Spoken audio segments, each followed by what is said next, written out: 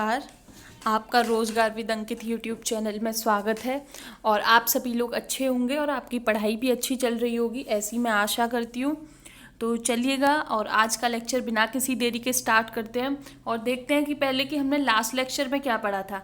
Last lecture में हमने देखा था कि जो एक इंडेक्स टाइप की देखी थी कि आने वाले लेक्चर्स में हम क्या क्या पढ़ेंगे, जिसमें कि कार्यपालिका हमने कुछ देखा था और विधायिका के बारे में देखा था और न्यायपालिका के बारे में देखा था। तो मैंने आपको बताया था कि जो केंद्र पे जो कार्यपालिका होती है तो उसमें क्या क्या होता है। तो मैंने कहा था कि अब हम संसद पढ़ेंगे, ठीक है। विधायिका जो केंद्र पे जो विधायक है, जो कानून बनाने का जो काम करती है, उसे कहा जाएगा संसद। तो अब हम संसद पढ़ेंगे और ये देखेंगे कि संसद में क्या क्या होता है। तो हम अब ये जो संसद आती है तो आती है, देखिए यहाँ पे याद करने कितना ईजी है कि संसद आती है आर्टिकल 79 में, ठीक है। संसद आती है आर्टिकल 79 में, उसके बाद में राज्यसभा वो आर्टिकल 80 में और लोकसभा आर्टिकल 81 में, ठीक है। 79, 80, 81, ठीक है। 79, 80, 81 इस प्रकार से आप याद रख सकते हो। सबसे पहले संसद हो गई, संसद में फिर आती है राज्यसभा और फिर लोकसभा, मतलब कि आप ऊपर से नीचे चलिएगा इसमें, संसद, राज्यसभा, लोकसभा। 79, 80, 81।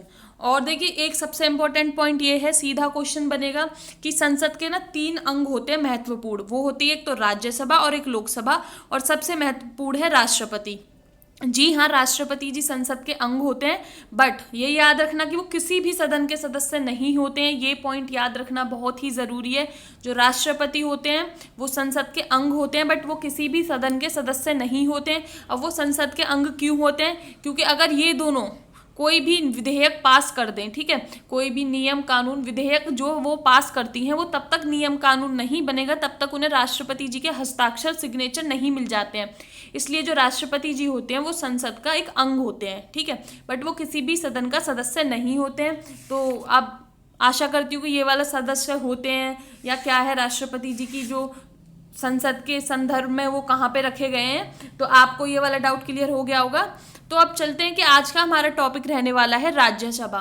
तो अब राज्यसभा के बारे में देख लेते हैं कि राज्यसभा के नाम क्या क्या है, ठीक है, और फिर उसके राज्यसभा का इतिहास क्या रहा है, कि जो हमारी आज की राज्यसभा है और जो अंग्रेजों के टाइम पे जो ईस्ट इंडिया कंपनी और क्राउन रूल के टाइम पे हम उनके अधीन थे, तो हल्का सा वो देखेंगे। वैसे तो मैं आपको पढ़ा चुकी हूँ कि राज्यसभा डबल चैम्बर द्विसदनीय व्यवस्था कब कब आई थी, वो पहले 1-2 लेक्चर्स में आपको करवा चुकी हूँ मैं, हिस्टोरिकल बैकग्राउंड ऑफ कॉन्स्टिट्यूशन में। तो अगर आपको और डीप में देखना है तो आप वहाँ से देखिएगा। तो चलिए, तो देखिए ये जो राज्यसभा का जो ये हिंदी नाम है ना, राज्यसभा और लोकसभा, ये शुरू से ये नाम नहीं थे। ये जो हिंदी नाम 1954 में अपनाए गए हैं। सीधा क्वेश्चन, ठीक है, जो ऐसे पॉइंट्स होते हैं ना, इन्हीं से सीधे क्वेश्चंस बनते हैं। आप इनको बार बार देखिएगा और क्वेश्चन सॉल्व करिएगा तो आपको समझ आ जाएगा कि क्वेश्चंस कैसे बनते हैं। तो इनका हिंदी नाम राज्यसभा, जो कि पहले था राज्य परिषद, और ये जो लोकसभा और इसका नाम था पहले जनता का सदन। 1954 से पहले 1954 में राज्यसभा और लोकसभा नाम अपना लिए गए, ठीक है। इस राज्यसभा को उच्च सदन भी कहा जाएगा, राज्यसभा को दूसरा चैम्बर या बड़ों की सभा भी कहा जाता है, और इसे विशेषज्ञ सदन भी कहा जाता है। क्यों? क्योंकि यहाँ पे जो लोग चुन के आते हैं जो हमारे राष्ट्रपति जी होते हैं, कुछ मनोनीत, कुछ नॉमिनेटेड मेंबर, जो 12 मेंबर होते हैं, अभी हम वो पढ़ेंगे 12 मेंबर कैसे मनोनीत किए जाते हैं। तो वो किसी विशेष क्षेत्र में, कला, साहित्य, लिटरेरी, ठीक है, इन सब में ना अलग एक उनकी जो विशेषता होनी चाहिए अगर उनको मनोनीत होना है तो इसीलिए ये विशेषज्ञ सदन भी कहा जाएगा, और इसे स्थायी सदन भी कहा जाता है, क्योंकि ये सदन कभी विघटित नहीं होता है। ये क्यों नहीं होता है विघटित, ये भी हम अभी देखेंगे, और इसे स्थायी सदन कहा जाएगा। अब साथ साथ में इधर थोड़ा लोकसभा का भी देख लेते हैं, क्योंकि इस लेक्चर में हम स्पेसिफिकली पढ़ेंगे राज्यसभा, बट मैं कोशिश करूंगी कि हल्का हल्का लोकसभा से रिलेट कर दूं, और जो नेक्स्ट आने वाला लेक्चर होगा उसमें लोकसभा पढ़ेंगे और राज्यसभा को वहां पे रिलेट करते चलेंगे, ठीक है। तो लोकसभा को कहा जाता है निचला सदन, और इसे पहला चैम्बर भी कहते हैं, और इसे अस्थायी सदन भी कहते हैं, क्योंकि इसमें हर 5 साल बाद जो पूरी लोकसभा होती है उसका सामान्य तौर पे होता है विघटन, और उसके होते हैं फिर चुनाव, ठीक है। तो इसीलिए अस्थायी सदन है। तो अब चलिएगा, अब ये देख लेते हैं कि जो हमारी राज्यसभा है उसका इतिहास क्या रहा है। तो देखिए हम पढ़ चुके हैं 1919 में जो government of India act, Bharat सरकार अधिनियम आया था, जिसे और भी एक नाम और दिया जाता था। अगर आपको याद है तो आप बताइएगा कमेंट सेक्शन में, क्या नाम था? सोचिएगा और बताइएगा। चलो मैं बताती हूँ, Montagu Chelmsford reform, Montagu Chelmsford सुधार, ये हम बहुत अच्छी तरह पढ़ चुके हैं। लेक्चर 1, 2 और 3 जो है संविधान के इतिहास के बारे में, तो आप वहां से जाके और देख सकते हैं। अगर आप भूल गए हो तो रिवाइज कर सकते हैं। तो देखिए, भारत सरकार अधिनियम 1919 में ना, जो उस टाइम पे विधानमंडल था, विधानमंडल मतलब जो उस टाइम पे कानून बनाने वाले थे, उनको 2 सदन बना दिया गया, मतलब उनको द्विसदनीय बना दिया गया, जिसे कहा, दूसरे सदन को कहा गया काउंसिल ऑफ स्टेट्स। ये राज्यसभा का ही इंग्लिश में नाम है, काउंसिल ऑफ स्टेट्स, और जो कि 1921 में अस्तित्व में आया था। बना किसके अंदर है? इस वाले कानून के अंदर, भारत सरकार अधिनियम 1919। अब अस्तित्व में कब आया? 1921 में। और देखिए, और इसका एक और फैक्ट है कि जो भारत के उपराष्ट्रपति जी होते हैं, जो भारत के उपराष्ट्रपति जी, वाइस प्रेसिडेंट ऑफ इंडिया जो होते हैं, वो राज्यसभा के पदेन सभापति होते हैं। इसका मतलब ये है कि जो उनका इलेक्शन, जो उनका चुनाव होता है, वो तो होता है उपराष्ट्रपति पद के लिए। जैसे ही वो उपराष्ट्रपति बनते हैं, वाइस प्रेसिडेंट ऑफ इंडिया बनते हैं, वैसे ही वो तुरंत अपने आप ही राज्यसभा के सभापति बन जाते हैं। तो इसे कहा जाता है पदेन सभापति, मतलब कि उनके पास में राष्ट्रपति, उपराष्ट्रपति का पद है, बट वो उसकी वजह से राज्यसभा के पदेन सभापति, एक्स ऑफिशियो चेयरमैन की तरह काम करते हैं। तो देखिए, उपराष्ट्रपति जी का काम क्या होता है? जब अगर राष्ट्रपति जी का जब ऑफिस खाली हो जाता है, तो उसमें जब उनको राष्ट्रपति का वो काम करते हैं, इसीलिए उन्हें उपराष्ट्रपति बनाया जाता है। जनरली ये वाली जरूरत बहुत ही कम पड़ती है, तो इसीलिए जो उपराष्ट्रपति होते हैं वो राज्यसभा के पदेन सभापति होते हैं, ठीक है। और जब ये उपराष्ट्रपति, प्रेसिडेंट, ठीक है, राष्ट्रपति का काम करते हैं, तो इनका काम करते हैं उप सभापति, जो राज्यसभा के उप सभापति होते हैं। अभी हम वो देखेंगे कौन है वो, तो वो इसका काम करते हैं। तो और चलिएगा, अब हमने ये देख लिया, ठीक है, इसको क्या कहा जाता है, इसका नाम क्या हो गया, और इसका थोड़ा इतिहास देख लिया, और इसके हेड कौन होते हैं, इसके मतलब जो राज्यसभा के जो चेयरमैन होते हैं वो कौन होते हैं। अब ये देख लेते हैं कि इसमें हम पढ़ चुके हैं। देखिए, वो हमने वो स्केड्यूल पढ़ा था कि जो हमारे कैसे कैसे अनुसूचियां हैं, तो उसमें जो चौथी अनुसूची थी, जिसमें मैंने आपको ट्रिक भी बताई है, अगर आपको याद नहीं है तो आप वो वाला लेक्चर दोबारा देख के, कि इसमें सीटों का आवंटन है ना, जो राज्यसभा में सीटों का आवंटन होता है, जिसमें कि राज्यों से और जहाँ पे केंद्र शासित प्रदेश, कुछ यूनियन टेरिटरी से, कितनी वो यूनियन टेरिटरी है, पहले थी दिल्ली और पुडुचेरी। अब 2019 के बाद में जब हमारी जम्मू कश्मीर और लद्दाख को 2 यूनियन टेरिटरी बना दिया गया, तो जो जम्मू कश्मीर है उसमें भी उससे, ठीक है, अब ये 3 यूनियन टेरिटरी से हमारा जो राज्यसभा में हमारा प्रतिनिधित्व करते हैं, एक तो दिल्ली, पुडुचेरी, और जैसे पौंडुचेरी, पुडुचेरी, ठीक है, और एक हो गया जम्मू कश्मीर, ठीक है। तो सीधा क्वेश्चन ये बन सकता है कि क्या राज्यसभा में जो सीटों का आवंटन है उसमें सिर्फ राज्य ही शामिल है? जी नहीं, उसमें केंद्र शासित प्रदेश भी शामिल है, और वो 3 है, और आपको एग्जाम्पल उनके आंसर्स पता है वो 3 से कौन कौन से हैं, ठीक है। मेरे साथ में बोलिएगा वो 3 कौन कौन से हैं। दिल्ली, बोलिएगा दिल्ली, पुडुचेरी और जम्मू और कश्मीर। ये किस में आते हैं? ये चौथी अनुसूची में आते हैं, और चौथी अनुसूची में राज्यसभा में सीटों का आवंटन आता है। यहाँ पे लोकसभा नहीं है, यहाँ पे राज्यसभा है। तो ये वाले छोटे छोटे कंफ्यूजन आपके नहीं होने चाहिए अगर आप ऐसे पढ़ रहे हो। तो अब हमने सीटों का आवंटन पढ़ लिया, ठीक है। अब सीधा क्वेश्चन माइंड में आएगा, भाई सीटों का आवंटन पढ़ लिया तो वो सीट है कितनी, और ठीक है, और सीटों का आवंटन किस आधार पर किया जाता है, तो वो सब अब हम अभी देखते हैं। तो देखिए, आर्टिकल 80, जो अनुच्छेद 80 है संविधान का, उसके अनुसार जो अधिकतम संख्या राज्यसभा सीटों की हो सकती है वो है 250, जिसमें से कि 238 आएंगे राज्य और यूनियन टेरिटरी से, ठीक है, और 12 होंगे मनोनीत, जिनको नॉमिनेटेड कहा जाएगा, और जिन्हें मनोनीत कौन करेंगे? इन्हें करेंगे राष्ट्रपति जी। और वो किस? साहित्य, विज्ञान, कला और समाज सेवा में उनकी विशेष रुचि, उनका एक विशेष योगदान होना चाहिए, तो इसीलिए वो इसमें मनोनीत हो सकते हैं 12 सदस्य में। इसी वजह से इसे विशेषज्ञ सदन भी कहा जाता है, क्योंकि ये 12 लोग एक विशेषज्ञ रूप के होते हैं, इसलिए ये हो जाते हैं विशेषज्ञ सदन। अब हम देखते हैं कि वर्तमान में ये संख्या क्या है। ये तो हमने अधिकतम देख ली, बट आप वर्तमान में तो और ही कुछ पढ़ते हो। वर्तमान में है ये वाली संख्या 245, ठीक है, जिसमें से कि ये है कि इसमें 233 आएंगे राज्य एवं यूटी से, ठीक है, राज्य एवं यूटी से, और 12 होंगे मनोनीत। और इसमें यूटी में आपको बता चुकी हूँ कहाँ कहाँ से आएंगे, दिल्ली, जम्मू कश्मीर और पुडुचेरी। तो वर्तमान का भी याद रखना है और अधिकतम संख्या भी याद रखनी है। अधिकतम संख्या किस आर्टिकल में दे रखी है? ये दे रखी है अनुच्छेद 80 में। और मैं आपको एक बात बता दूं कि अगर आपका जैसे यहाँ पे सीटों का जो आवंटन होता है ना, वो होता है जनसंख्या के आधार पर। जी हाँ, क्षेत्रफल के आधार पर नहीं होता है, ना ही किसी शिक्षा के आधार पर। ये होता है जनसंख्या के आधार पर राज्यसभा सीटों का आवंटन। और ये कौन सी जनसंख्या के आधार पर है? ये है 1971 के आधार पर। ठीक है, तो जो सबसे ज्यादा इसमें जो सीटें हैं वो है यूपी की 31। ठीक है, और आप अगर आप देखना चाहते हो कि आपके राज्य की कौन सी है, तो आप यहाँ से देख सकते हो। मैं आपको दिखा दूं, जम्मू कश्मीर की है यहाँ पे 4 सीट्स हैं। ठीक है, हिमाचल प्रदेश की 3 है, हरियाणा की 5 है। तो आप अपना राज्य देख के और या स्क्रीनशॉट लेके ये देख सकते हैं। और ये देखिए अभी लेटेस्ट डाटा है, ये कल ही मैंने स्क्रीनशॉट लिया था 8 जुलाई 2020 में।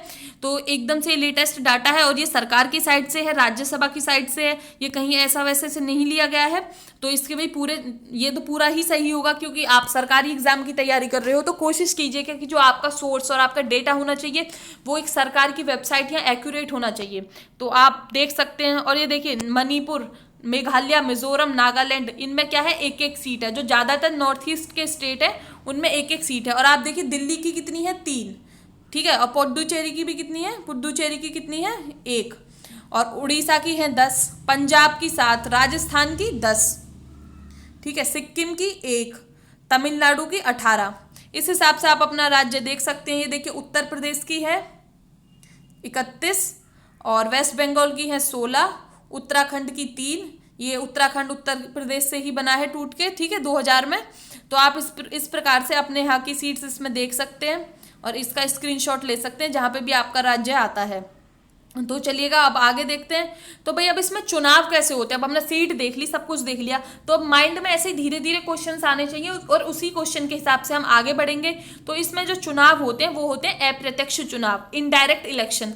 इसका मतलब ये है कि जब लोकसभा के चुनाव होते हैं तो उनमें आप डायरेक्ट, जो वहां पे एमपी होते हैं लोकसभा में, मेंबर ऑफ पार्लियामेंट होते हैं, आप उनको जाके डायरेक्ट वोट करते हो। ठीक है, तो वो तो हो जाते हैं डायरेक्ट इलेक्शन, प्रत्यक्ष चुनाव।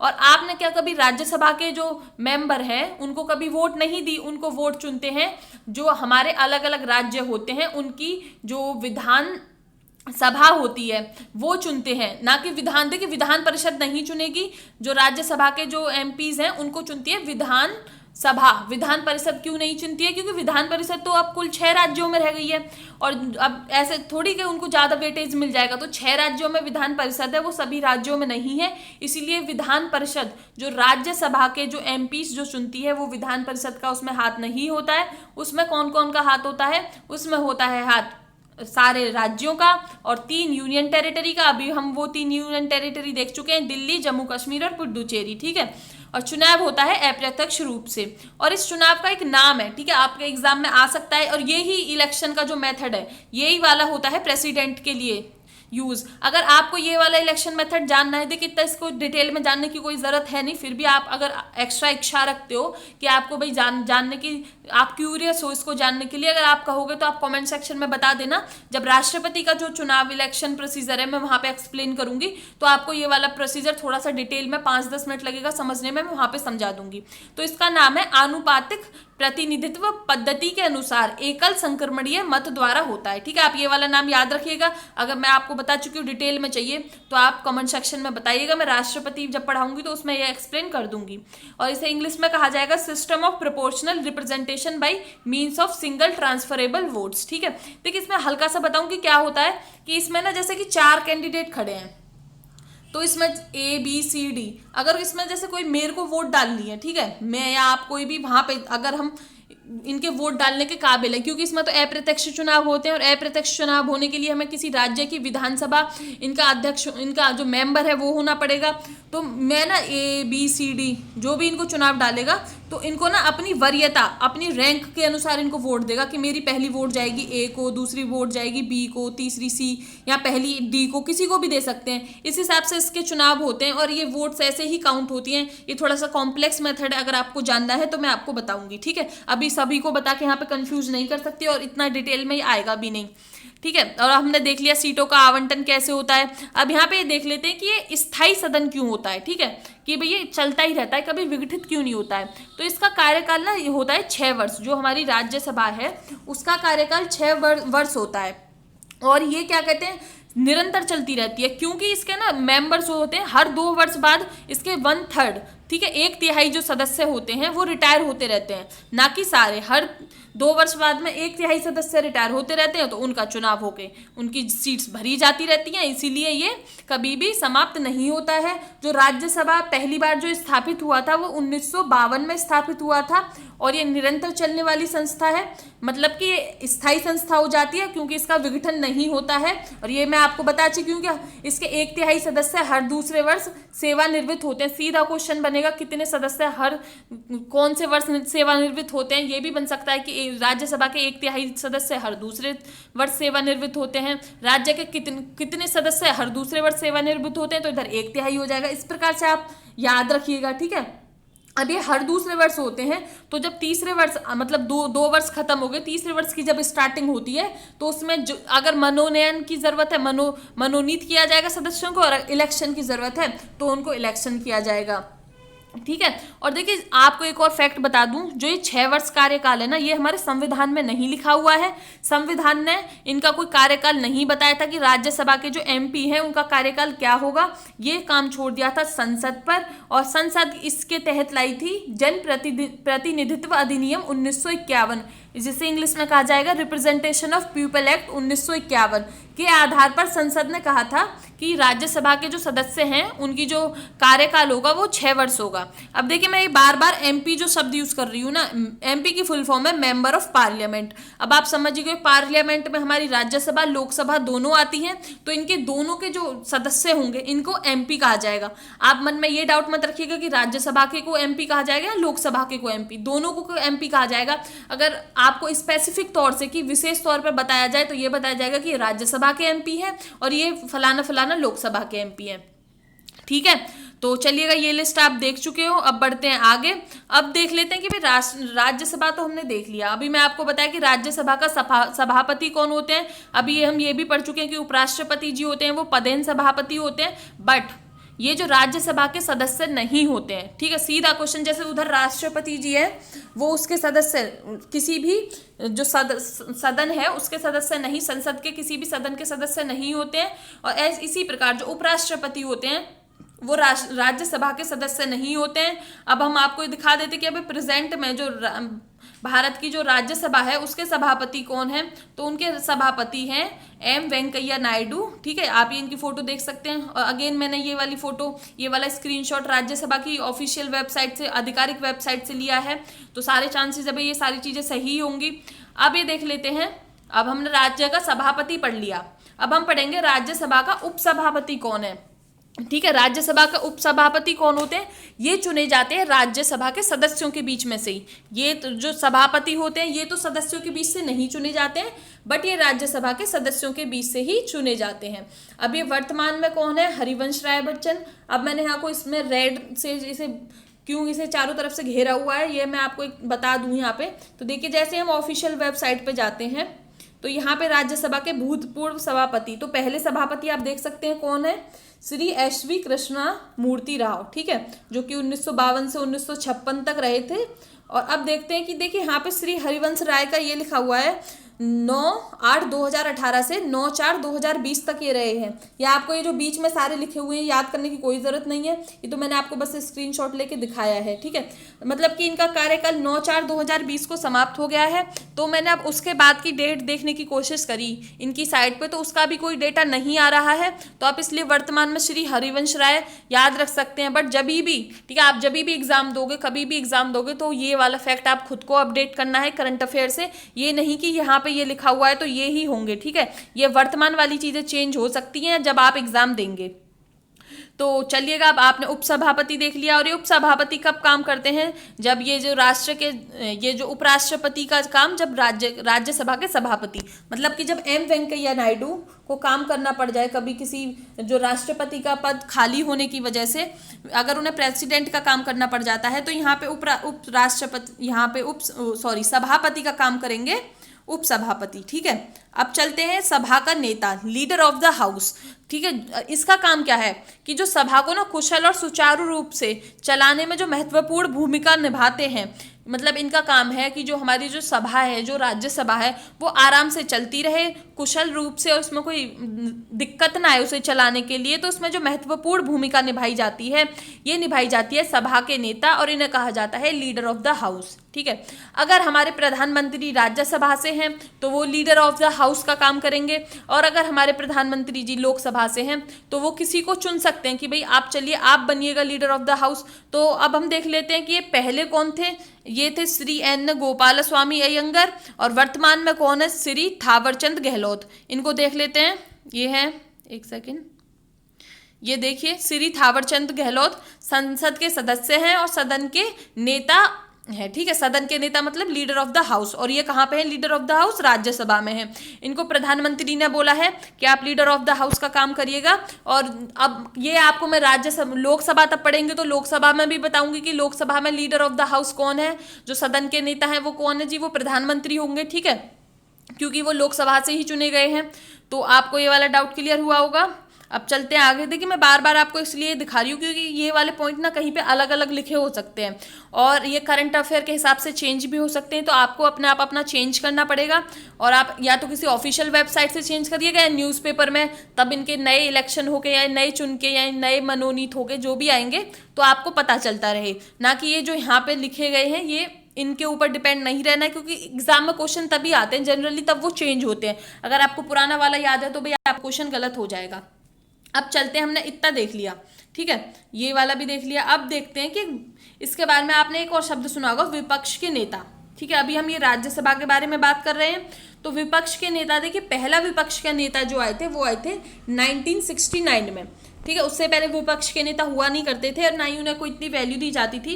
1969 में पहले विपक्ष के नेता आते हैं, और 1977 में, ठीक है, 1977 में ना आधिकारिक मान्यता दी जाती है। सीधा क्वेश्चन, विपक्ष के नेता को आधिकारिक मान्यता कब मिलती है, ये मिलती है 1977 में। और पहले विपक्ष के नेता आते हैं वो आते हैं 1969 में, 1969 में, और 1977 में मिलती है उन्हें आधिकारिक रूप से मान्यता। तो अब ये देख लेते हैं कि भाई विपक्ष के नेता देख लिए। तो अब राज्यसभा में प्रथम कौन है और वर्तमान कौन है। तो जो राज्यसभा के जो प्रथम विपक्ष के नेता थे, इनका नाम था श्री श्याम नंदन मिश्र। ठीक है, क्या था, श्री श्याम नंदन मिश्र। और वर्तमान में कौन है, श्री गुलाम नबी आजाद। अब आप लोकसभा के बताइएगा, अगर आपको लोकसभा के प्रथम विपक्ष के नेता पता है और लोकसभा के वर्तमान विपक्ष के नेता पता है तो आप कमेंट सेक्शन में बताइएगा। और नेक्स्ट वीडियो में हम तो लोकसभा पढ़ने ही वाले हैं, वरना उसमें ये पढ़ेंगे। अब ये आप इनकी फोटो देख सकते हो, ये गुलाम नबी आजाद, श्री गुलाम नबी आजाद संसद के सदस्य और विपक्ष के नेता हैं राज्यसभा में। ठीक है, यहाँ पे कतई कंफ्यूजन नहीं रखना है, ये राज्यसभा में है तो भाई क्वेश्चंस बन सकते हैं। अब हमने इतना पढ़ लिया। ठीक है, अब क्या है कि अब हम इनका ना क्वालिफिकेशंस पढ़ेंगे कि भाई हम एमपी बनने के लिए योग्यता क्या है। अब मैं आपको ये ना क्वालिफिकेशंस जो बता रही हूँ ये लोकसभा और राज्यसभा दोनों के लिए है। अब ये आपको लोकसभा में मैं अलग से नहीं पढ़ाऊंगी, यहीं पे लोकसभा का बता देती हूँ। तो देखिए, अब लोकसभा ये आर्टिकल 84 में दी गई है, संसद की सदस्यता के लिए जो योग्यता है ये दी गई है आर्टिकल 84 में। तो भाई अब इसकी क्या क्या योग्यता है, कैसे कैसे क्या क्या है। तो ये योग्यता में देखिए 4 योग्यता जो संविधान में आर्टिकल 84 में दी गई है। तो उसमें एक है कि भारत का नागरिक होना चाहिए, ये तो सबको पता है। और अगर आपको राज्यसभा का सदस्य बनना है तो आपकी जो उम्र है वो 30 होनी चाहिए, और लोकसभा के सदस्य बनने की आपकी उम्र होनी चाहिए 25। ठीक है, और आपको शपथ लेनी पड़ेगी, जो शपथ आपको सदस्य बनने से पहले। ठीक है, जबकि आप चुनाव आयोग में जब अपना नॉमिनेशन डालोगे, अपना प्रमाण, अपना जो क्या बोलते हैं उसे, नॉमिनेशन नहीं बोलते, चुनाव पत्र के लिए कि आप चुनाव होने के लिए खड़े हो तो वो डालते हो, तो उसके लिए आपको शपथ लेनी होती है। और उसे कहा जाता है कि भारत के संविधान के प्रति सच्ची आस्था निष्ठा रखने के लिए और देश की संप्रभुता अखंडता, ये सब इस टाइप की इनको शपथ लेनी होती है। और राज्यसभा की जो उम्र होती है वो 30 साल मिनिमम, और लोकसभा के लिए 25 साल। और देखिए इसमें और भी कुछ एक्स्ट्रा क्वालिफिकेशन है जो हमारी संसद ला सकती है कानून से। तो वो एक्स्ट्रा क्वालिफिकेशन किस कानून से लाती है, वो लाती है जन प्रतिनिधित्व अधिनियम 1951 से, जिसे मैं आप पहले भी बता चुकी हूँ, representation of people act 1951, short में आरपीए कहा जाता है। तो आप इस प्रकार से देख सकते हैं कि इसमें एक दो इस प्रकार की एक्स्ट्रा जो चीज़ें हैं जो संसद लाई है अपने कानून पास करके। एक तो ये कि अगर भैया आप किसी रिजर्व्ड सीट पे, SC ST रिजर्व सीट पे आप चुनाव लड़ना चाहते हो तो आप उसी समुदाय से आने चाहिए। ये नहीं कि आप जनरल समुदाय से आते हो और आप एक रिजर्व सीट पे जाके चुनाव लड़ लो, ठीक है। ये जो कुछ एक्स्ट्रा आहर्ताएं हैं जो संसद ने लाई हैं, ये संविधान में नहीं है, बट ये लाई गई है संसद के कुछ कानूनों के द्वारा। तो देखिए अब आपको मैं यहीं पे एक चीज याद करा देती हूँ, आप याद रखिएगा, नीचे से ऊपर चलिएगा। अब इसमें LS RS यहाँ पे लोकसभा, राज्यसभा और प्रेसिडेंट 25 30 35, ठीक है। सीधा ये मिनिमम आयु है ये बनने की। और अब आप ये कभी गलत मत करिएगा, लोकसभा, राज्यसभा, प्रेसिडेंट क्या है इसमें। लोकसभा जैसे हम चुनाव करते हैं लोकसभा में, फिर उसके बाद में आती है राज्यसभा, उससे आते हैं ऊपर प्रेसिडेंट। तो इनकी आप ऐसे ही उम्र याद रखिएगा 25 30 35, ठीक है। अब भाई अब किसी की योग्यता है, ठीक है, किसी को कोई पद दे दिया तो अब उस पद को हटाया भी तो जाएगा। उस पद से हटाने के लिए जो डिस्क्वालिफिकेशन है वो आता है आर्टिकल 102 में। अब इसके क्या क्या संविधान में दिया गया है इस आर्टिकल 102 में। एक तो ये बात करता है कि अगर वो कोई लाभ का पद धारण करता है, इसका मतलब ये है कि वो गवर्नमेंट के किसी ऑफिस में बैठता है और उससे वो पैसे कमाने की कोशिश करता है, MP, ठीक है। MP के बारे में बात चल रही है और MP लोकसभा राज्यसभा दोनों के हो सकते हैं। तो यहाँ पे जो डिस्क्वालिफिकेशन और ऊपर जो क्वालिफिकेशन की बात करी है वो दोनों राज्यसभा लोकसभा के MP के बारे में बात करी है।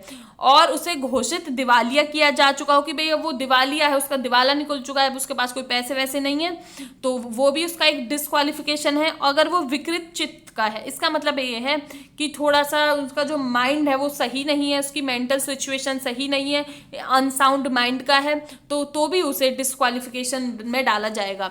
और अब अगर और इसका एक और ये है कि संसद चाहे तो कोई कानून ला सकती है और उसे एक्स्ट्रा डिस्क्वालिफिकेशन में उसे ऐड कर सकती है। जैसे कि एक कानून और लाया गया जो मैं शब्द बार बार यूज कर रही हूँ, जन प्रतिनिधित्व अधिनियम 1951 में। उसमें क्या था कि देखिए अगर किसी अपराध में 2 वर्ष या उससे अधिक की सजा हुई है तो वो डिस्क्वालीफाई हो जाएंगे चुनाव लड़ने के लिए, ठीक है।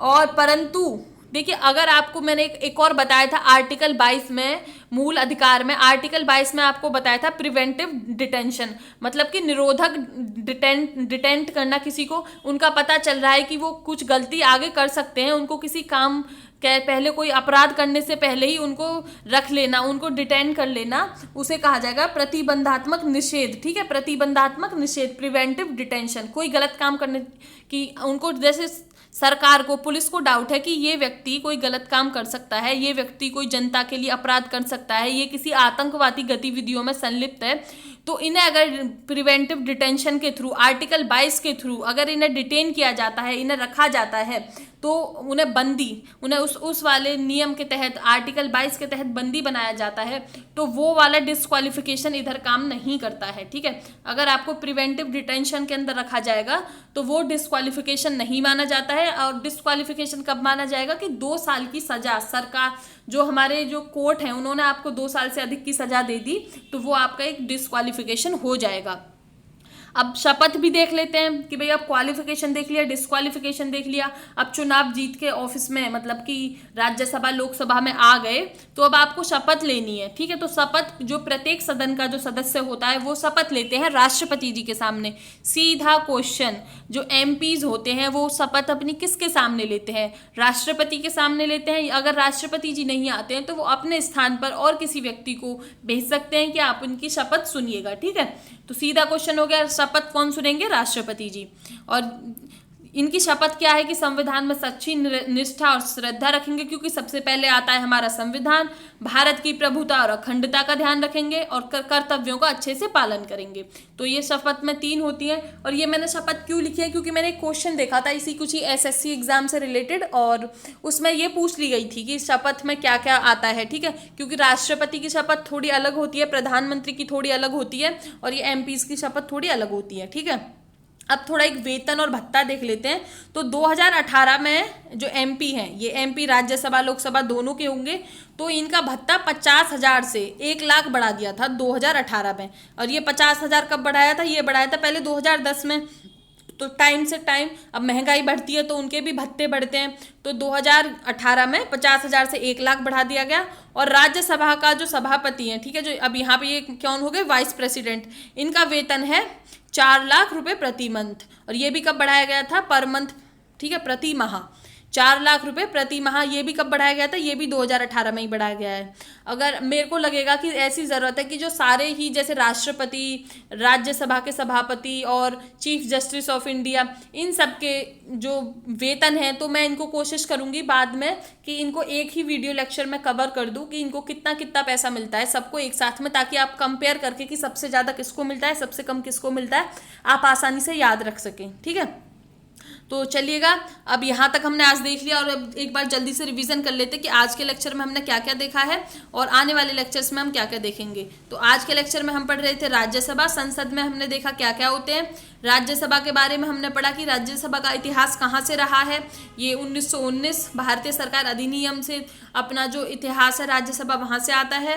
और इसमें सभापति कौन होते हैं, राज्यसभा की सीटों की संख्या हमने देख ली, वर्तमान में कितनी सीटों की संख्या है हमने ये भी देख ली। ठीक है, चुनाव का जो तरीका है वो क्या है, system of proportional representation bye means of the single transferable votes. अब अगर आपको जानना है इसको डिटेल में कि ये है क्या, तो आप कमेंट सेक्शन में बताइएगा। जब मैं आपको राष्ट्रपति पढ़ाऊंगी तो वहां पे भी यही वाला मेथड यूज होता है, तो मैं आपको वो वहां पे समझा दूंगी।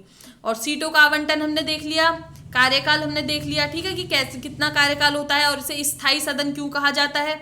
और यहाँ पे ये अलग अलग राज्यों में जो नंबर ऑफ सीट्स हैं राज्यसभा की वो हमने देख ली। और ये लेटेस्ट डेटा है, कल का ही है, 8 जुलाई 2020 का, ये राज्यसभा की साइट से लिया गया है, तो ये यहाँ पे हमने देख लिया। और हमने ये देख लिया कि राज्यसभा के सभापति, उपसभापति, सभा का नेता, विपक्ष के नेता, ये कब आए, ये आपको याद रखना है 1969 से। और 1977 में इनको आधिकारिक रूप में मान्यता मिली। और राज्यसभा के जो प्रथम विपक्ष के नेता थे वो श्री श्यामानंदन, और वर्तमान में है गुलाब नबी आजाद। और आपको अगर लोकसभा के पता है तो आप कमेंट सेक्शन में बताइएगा प्रथम और वर्तमान। और बाकी अगर नहीं पता है तो मैं आपको कल पढ़ाने वाली हूँ लोकसभा, उसमें बताऊंगी। और कल के चैप्टर में ना जो हम लोकसभा पढ़ेंगे उसमें राज्यसभा की भी बहुत सारी चीजें रिलेट होनी है कि राज्यसभा की क्या क्या पावर है, कहाँ पे राज्यसभा की पावर लोकसभा की शक्तियों से कम है, कहाँ पे राज्यसभा और लोकसभा की शक्तियां बराबर होती हैं, और कहाँ पे राज्यसभा को कुछ ज्यादा शक्तियां हैं। वो शक्तियां आती हैं कि राज्यसभा है ना, अगर वो चाहे तो जो लोकसभा है उसको बोल सकता है एक कानून पास करके राज्यसभा में कि आप जो राज्य की सूची है, जो हम 3 सूचियां पढ़ेंगे, एक होती है राज्य की सूची, एक केंद्र की सूची और एक समवर्ती सूची, तो आप राज्य की सूची पे भी कानून बना सकते हैं। ऐसी पावर लोकसभा को कौन दे सकता है, वो दे सकती है राज्यसभा। तो हम ये भी पढ़ेंगे। और हम ये पढ़ेंगे कि जो ऑल इंडिया सर्विसेज होती हैं, जो IAS IPS ये होती हैं, तो इनको एक्स्ट्रा इनका नंबर बढ़ाने की जो रिकमेंडेशन जो कौन देते हैं वो देते हैं वो राज्यसभा से ही होती है। ठीक है, तो ये भी पढ़ेंगे कि कौन कौन से आर्टिकल के अंदर में आता है। और अच्छे से ये वाला राज्यसभा लोकसभा का कल चैप्टर पूरा क्लियर हो जाएगा। तो अब हम संसद पढ़ रहे हैं। ठीक है, तो मैंने सोचा कि आपके लिए जो आपने एग्जाम्स में भी देखे होंगे कि जैसे हमारे यहाँ की जो पार्लियामेंट है उसको संसद बोला जाता है, तो बांग्लादेश की को क्या बोला जाएगा, चीन को क्या बोला जाएगा। तो इस प्रकार से मैंने सोचा है कि जब ये संसद वाला चैप्टर चल रहा है तो हर दिन, ठीक है, वोकैब की जगह पे मैं आपको कुछ संसद के नाम बताती चलूँ और कुछ ट्रिक्स बताती चलूँ। एक साथ अगर बहुत ज़्यादा मैंने आपको 10, 15, 20, 30 नाम बता दिए तो वो याद करने में ऐसी मुश्किल हो जाएगी। अगर आप ऐसे मैं कुछ 5, 6 आपको बताती चलूँ रिलेट कर करके, तो आप डेली याद भी कर सकते हो, कभी 2, 3 इस हिसाब से बताती चलूंगी। ठीक है, तो आपको मैं एक बात तो पहले बता दूं कि देखिए यहाँ पे मैं आपको जो नाम बताऊंगी, अगर आपने वो और कोई नाम पढ़ा है, आप इससे जरूरी नहीं कि आपने यही नाम पढ़े हो, आप कुछ अलग 1-2 नाम पढ़ सकते हो। वो क्यों हो सकता है, ऐसा हो सकता है कि ये इंग्लिश भाषा का नाम है और आपने उसका हिंदी रूपांतरण पढ़ा हो, यहाँ उस देश की किसी लोकल लैंग्वेज की भाषा के नाम के बारे में पढ़ा हो, जो उनकी संसद का नाम है, जो उनकी पार्लियामेंट का नाम है। तो टेंशन लेने की कतई जरूरत नहीं है। और कोशिश कीजिएगा कि जब आप एग्जाम में क्वेश्चन आते हैं तो आप एक बार इंग्लिश लैंग्वेज वाला क्वेश्चन देख लें इस प्रकार के नामों में, तो हिंदी वाले नाम से थोड़े गलती होने के चांसेस रह सकते हैं, इंग्लिश वाले नाम से गलती रहने के चांस नहीं रहेंगे। तो चलिएगा आप देख लेते हैं, हम देख लेते हैं पहले तो अपने पड़ोसी जो देश हैं उनकी संसद में क्या नाम है। तो हमारे 7 पड़ोसी देश हैं, तो उनके मैंने आपको यहाँ पे ट्रिक लिख दी है। ये ट्रिक है कि जो वो हमारे साथ में जो बॉर्डर है, वो जो बॉर्डर हमारे साथ में शेयर करते हैं वो बढ़ते हुए घटते हुए क्रम में कैसे है। तो सबसे ज़्यादा जो करते हैं वो बांग्लादेश, चीन, उसके बाद में पाकिस्तान, नेपाल, म्यांमार, भूटान, अफगानिस्तान। बचपन MBA, ये ट्रिक मैं आपको पहले भी बता चुकी हूँ, BCPN MBA। ठीक है, तो सबसे ज्यादा बांग्लादेश होता है और सबसे कम होता है अफगानिस्तान का, जो कि 106 किलोमीटर के करीब है। ठीक है, और ये वाला किस वाले एरिया में है, ये आता है इधर जो हमारा PO के वाला रीजन है, पाकिस्तान ऑक्यूपाइड कश्मीर वाला रीजन है। तो अब देख लेते हैं बांग्लादेश की संसद को क्या कहा जाएगा, जातीय संसद। ठीक है, इसको याद आसानी से याद हो जाएगा, बांग्लादेश जातीय संसद। ठीक है, और चीन की को कहा जाएगा नेशनल पीपल्स कांग्रेस। इसे नेशनल पीपल्स कांग्रेस क्यों, आप कैसे याद रखोगे? मैं आपसे अगर क्वेश्चन पूछूं कि इस दुनिया में सबसे ज्यादा जो जनसंख्या है, सबसे ज्यादा जो पॉपुलेशन है, वो कौन से देश की है, तो बताइएगा वो है चीन की। तो इस प्रकार से आप नेशनल पीपल्स कांग्रेस को याद रख सकते हैं, चीन की। ठीक है, और पाकिस्तान की को कहा जाता है नेशनल असेंबली एंड सीनेट। ठीक है, क्या कहा जाएगा, नेशनल असेंबली एंड सीनेट। अब इसका एक और उर्दू वगैरह में भी आपने नाम पर्शियन लैंग्वेज या किसी अलग लैंग्वेज में नाम भी पढ़ा हो सकता है। तो इस प्रकार से आप कंफ्यूजन मत रखिएगा कि मैंने आपको गलत पढ़ा दिया या आपने गलत पढ़ा दिया। हो सकता है कि आपने भी सही पढ़ा हो और मैंने भी आपको सही पढ़ाया हो। ठीक है, अब देख लेते हैं आप इसे कैसे याद रख सकते हो, national assembly and senate. Pakistan है भाई, पास में है, हमेशा हमारे देश से इनको दिक्कत रही है, तो इस प्रकार से नेशनल असेंबली एंड सीनेट हो गया। ठीक है, नेशनल हमारे नेशन से इन्हें हमेशा ही दिक्कत रहती है, कुछ भी अपनी असेंबली में भारत को लिए उल्टा सीधा बोलते रहते हैं, तो ये नेशनल असेंबली एंड सीनेट। ठीक है, और अगर अगला देखते हैं नेपाल। अब नेपाल का नाम है, जो संसद है वहाँ की पार्लियामेंट है, उसका नाम है राष्ट्रीय पंचायत। तो ये ट्रिक आप कैसे याद रखोगे, तो देखिए पंचायत किस पे होती है, पंचायत में लोगों को बैठा दिया जाता है, मान लो एग्जाम्पल याद रखने के लिए जमीन पे, और एक बिछा दी जाती है वहां पे त्रिपाल। त्रिपाल समझ गए ना, वो कट्टे की और वो जो होती है पन्नियों की, उसे क्या बोलते हैं, वो त्रिपाल ही बोलते हैं, मेरे को तो यही पता है। तो उस त्रिपाल पे बैठ के जो मीटिंग, जो पंचायत होती है, पंचायत किस पे बैठ के होगी, त्रिपाल पे। तो त्रिपाल से हो गया नेपाल, और पंचायत होगी राष्ट्रीय पंचायत नेपाल। ठीक है, नेपाल त्रिपाल राष्ट्रीय पंचायत। इस प्रकार से आप वहां की पार्लियामेंट का नाम याद रख सकते हैं। म्यांमार का हो जाएगा असेंबली ऑफ यूनियन। ठीक है, म्यांमार का क्या हो जाएगा, असेंबली ऑफ यूनियन। और भूटान का हो जाएगा तसोंगडू। देखिए आप ये ना इंग्लिश नाम याद रखिएगा, पता नहीं क्या इसका हिंदी ट्रांसलेशन आप कुछ और कर सकते हो, कोई कुछ और करे, तो इसको वैसे तो तसोंगडू कहा जाएगा, फिर भी आप ये थोड़ा इंग्लिश TSHO ये वाला स्पेलिंग हल्का सा दिमाग में रखिएगा, एकदम एग्जैक्ट याद रखने की जरूरत नहीं है, ऑप्शन में आपको दिखेगा, आप कर लोगे। ठीक है, भूटान की को कहा जाएगा तसोंगडू, और अफगानिस्तान की को कहा जाता है शोरा। इसे कहीं पे सोरा लिखा रहेगा, कहीं पे शेरा लिखा रहेगा, कहीं पे सूरा भी लिखा रहेगा, और इसे इंग्लिश में नेशनल असेंबली भी कहा जाता है। ठीक है, तो इसलिए मैंने आपको सारे नाम बता दिए, सोरा, सूरा, शेरा, ये कुछ भी लिखा रह सकता है। ठीक है, अब आप कैसे याद रख सकते हो कि भाई देखिए अफगानिस्तान में आपने थोड़ा सुना होगा कि वहाँ पे आतंकवादी हमले, आतंकवादी घटनाएं ज़्यादा होती रहती हैं, तो वहाँ पे मचता रहता है काफ़ी शोर, तो इस प्रकार से आप याद रख सकते हो शोरा। ठीक है, और आपको दो और मैं बता देती हूँ, इनकी भी एक ट्रिक है, बड़ी फनी सी है, कि एक बच्चा है, ठीक है, एक छोटा बच्चा है, वो बोलता है अपने पेरेंट्स को कि मुझे ना डाइट मतलब खाने में डेली ड्यू चाहिए, वो डाइट में ड्यू मांगता है। ठीक है, क्या मांगता है, डाइट में ड्यू, डाइट ड्यू।